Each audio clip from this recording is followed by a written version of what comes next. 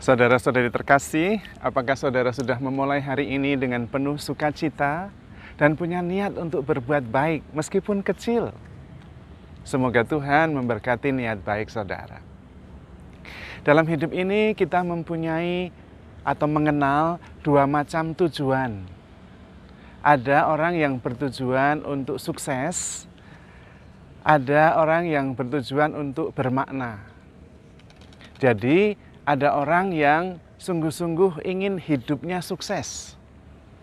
Artinya mempunyai apa yang dia butuhkan, juga status di masyarakat, dan relasi-relasi yang sungguh-sungguh mendukung. Sangat umum dan itu baik. Tetapi ada orang yang bertujuan agar hidupnya bermakna. Nah, dalam hidup bermakna ini pertama-tama bukan mempunyai apa yang dia inginkan, rumah, mobil, jabatan, pekerjaan, dan sebagainya. Tetapi lebih pada apa arti hidupnya bagi orang lain dan bagi dunia ini. Hidup bermakna lebih berkaitan dengan tujuan hidup. Nah, yang menentukan hidup kita bermakna atau tidak adalah purpose atau tujuan hidup atau panggilan. Orang yang hidupnya bermakna adalah orang yang menjalani panggilan hidupnya. Dan memang persoalannya sama.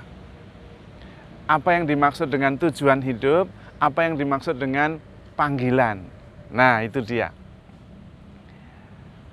Dari pengalaman saya, panggilan selalu berkaitan dengan orang lain, orang banyak, bahkan berkaitan dengan kebutuhan dunia. Maka orang yang hidup berdasarkan panggilan biasanya adalah orang yang hidup sesuai dengan talentanya, tetapi kemudian bertemu dengan kebutuhan sesama. Disitulah terjadi panggilan. Ketika talenta-talenta saya, bakat-bakat saya bertemu dengan kebutuhan dunia dan matching. Maka kemudian hidup menjadi lebih berarti. Karena yang dia lakukan berarti untuk banyak orang, berarti untuk dunia, berarti untuk semesta. Dan di sini berarti ada dua unsur yang harus kita renungkan. Yang pertama adalah pengenalan diri. Karena berarti harus mengetahui talenta-talentanya, anugerah-anugerah yang diterima dari Tuhan, dan kemudian bisa melihat kebutuhan dunia berdasarkan talenta yang saya punya ini. Apa yang bisa saya buat, mengingat kebutuhan yang ada, dan kemudian talenta yang saya punya. Tapi memang yang paling mudah kita belajar dari Tuhan Yesus sendiri. Tuhan Yesus sendiri merasa mengenal dirinya sebagai anak kesayangan Bapa. Pada waktu dia dibaptis oleh Yohanes, ada Roh Kudus seperti burung merpati melayang-layang di atas kepalanya dan terdengar suaranya. Inilah putra kesayanganku, dengarkanlah dia. Nah, kemudian Tuhan Yesus memegang itu sebagai identitasnya. Saya adalah putra kesayangan Bapa.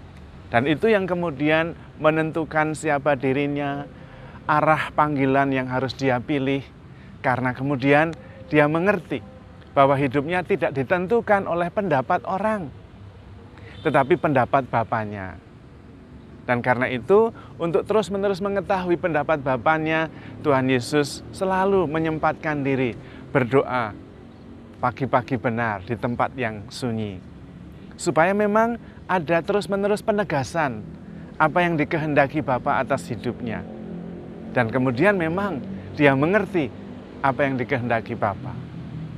Ketika di sinagoga diminta untuk membacakan Alkitab, Tuhan Yesus kemudian membuka dari kitab Yesaya dan menemukan tujuan hidupnya. Roh Kudus ada padaku. Aku diutus untuk mewartakan kabar baik kepada orang miskin, pembebasan kepada tawanan, penghapusan dosa banyak orang, dan mewartakan tahun rahmat Tuhan sudah datang. Jelas sekali. Dan itulah identitas yang dia punya berkaitan dengan tujuan. Dan karena itu hidup Yesus menjadi bermakna. Dia tidak khawatir apa kata orang, karena dia sudah yakin apa yang harus dia buat. Ketika dia dielu-elukan masuk Yerusalem, dia tidak menjadi sombong, melambung tinggi, dan lupa diri. Tidak. Tetapi juga ketika orang yang sama menyerukan salibkanlah dia juga tidak menjadi hancur.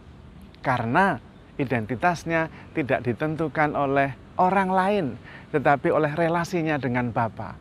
Bahwa dia adalah putra kesayangan Bapa. Nah, pertama-tama kita harus mengenal diri kita sendiri. Seorang filsuf Yunani terkenal, Aristoteles, mengatakan, knowing yourselves is the beginning of all wisdom. Mengenal diri merupakan awal dari seluruh kebijaksanaan. Tetapi juga tidak harus menjadi besar-besar sekali. Mengenal diri adalah sederhana-sederhana saja. Apa yang sungguh-sungguh saya inginkan dalam hidup ini? Apa yang sungguh-sungguh saya ketahui? Apa yang sungguh saya kenal tentang diri saya? Kita mengenal apa yang sungguh-sungguh membuat kita bahagia. Kalau dalam bahasanya Tuhan Yesus menangisi kota Yerusalem dari atas bukit.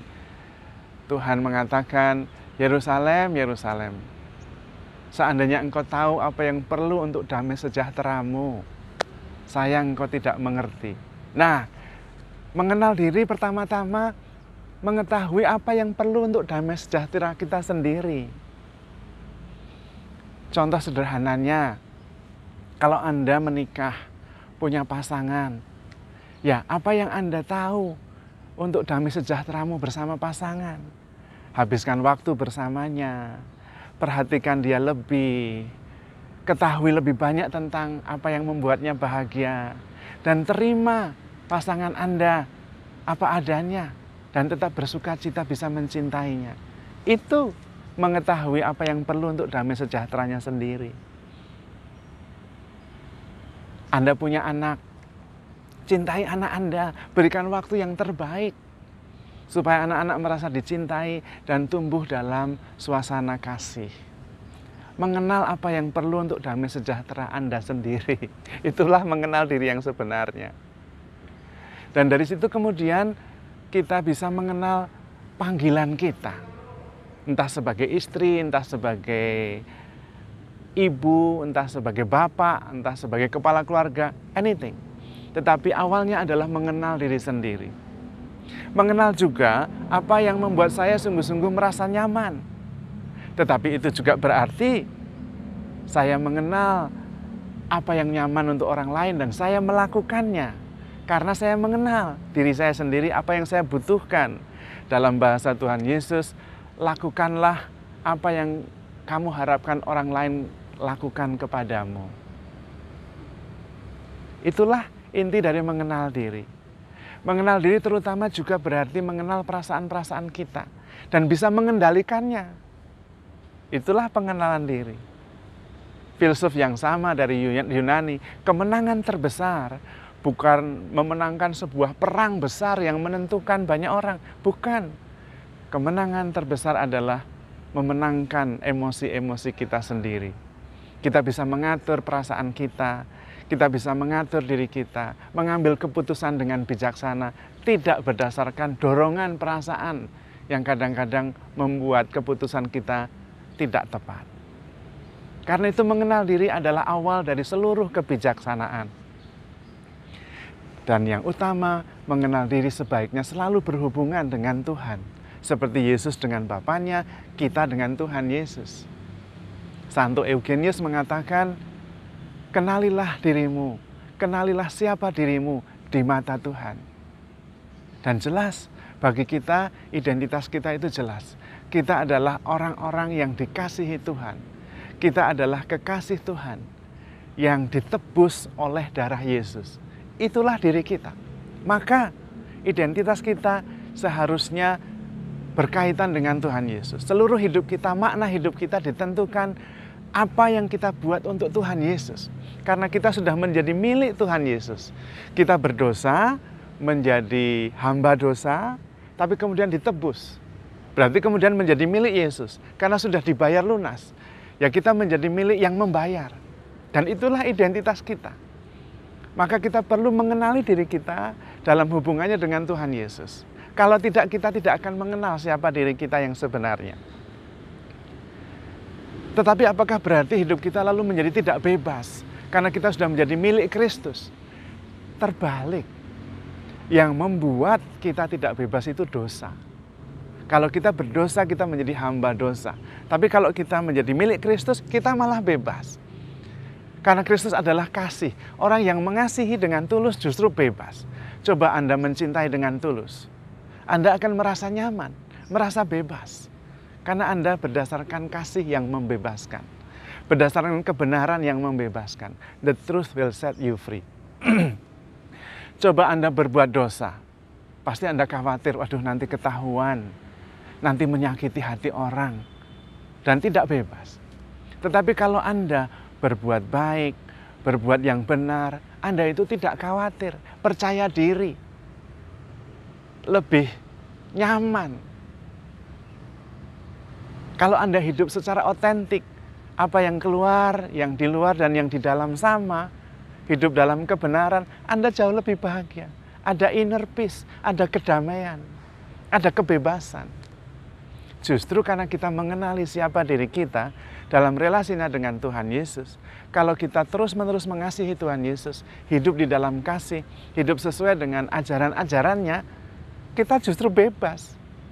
Kita itu tidak bebas justru ketika kita melakukan dosa.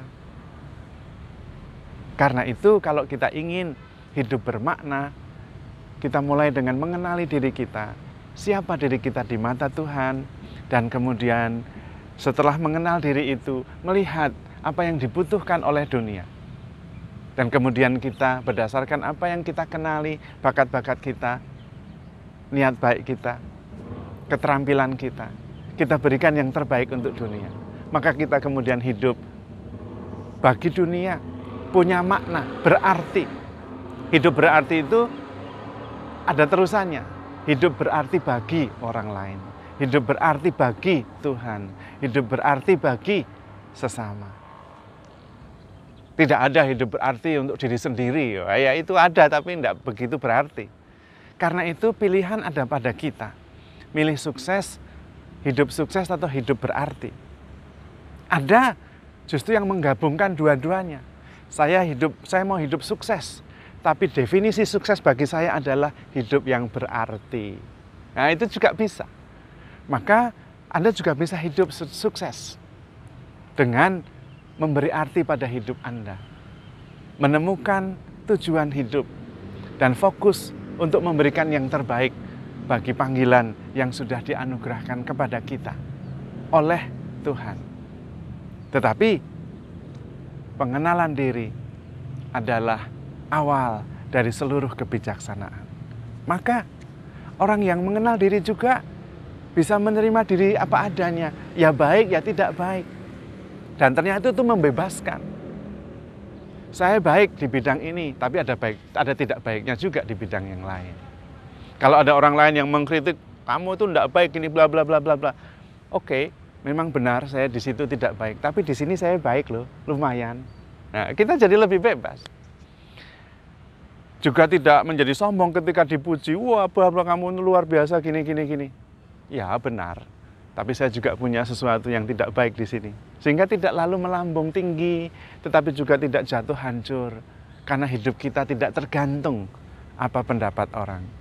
Melainkan berdasarkan pengenalan diri, menerima diri apa adanya. Sehingga kemudian kita juga bisa handle ourselves with care. Because we are loved. Tuhan memberkati.